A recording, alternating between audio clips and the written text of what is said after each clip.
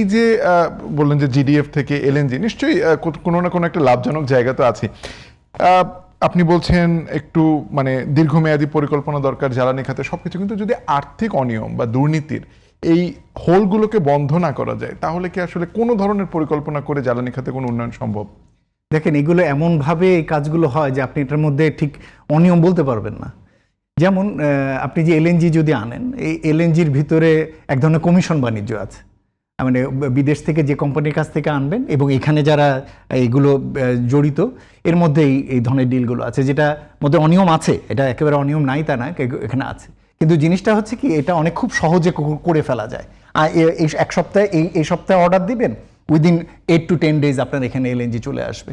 খুব সহজ না? তাহলে আর এই গ্যাসের এই টেনশন থাকে না। কিন্তু মনে রাখেন যে উইদিন 2 months ভিতরে আবার আপনার কাছে এই একই অর্থ মন্ত্রণালয়ের কাছে আবার এই একই প্রেসক্রিপশন নিয়ে আসবে, টাকা দাও এটা আনার জন্য টাকা দাও। আপনি কত টাকা দিবেন, কত দিন দেবেন? সুতরাং এলএনজি কোনোই সমাধান না আমাদের, সুতরাং এই রাস্তায় যাওয়াই যাবে না। সেই জন্যই বলতেছি যে একটু দাঁতে দাঁত কামড়ে লেগে থাকা জিনিসগুলোর এর মধ্যে লেগে থাকা। যেটা হতে পারে সেটা হচ্ছে গ্যাসের প্রচুর অপচয় হয়, বিভিন্ন জায়গায় অপচয় হচ্ছে গ্যাসের।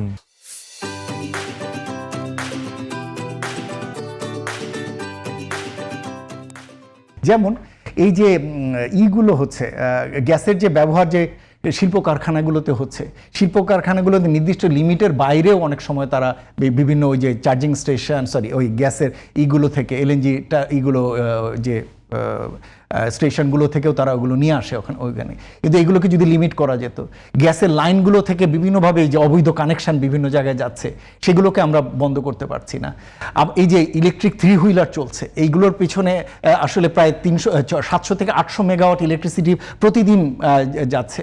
কিন্তু এই ধরনের ইলেকট্রিসিটি এগুলো বৈধ করার ক্ষেত্রে একটা লিমিট দরকার ছিল, এত বিপুল পরিমাণ এখানে না। তাহলে যদি বিদ্যুৎ ওখানে যদি সাশ্রয় করতে পারতেন, তাহলেও কিন্তু আপনার এখানে বিদ্যুৎ এই যে গ্যাসের চাহিদা আপনি কমেই আনতে পারতেন।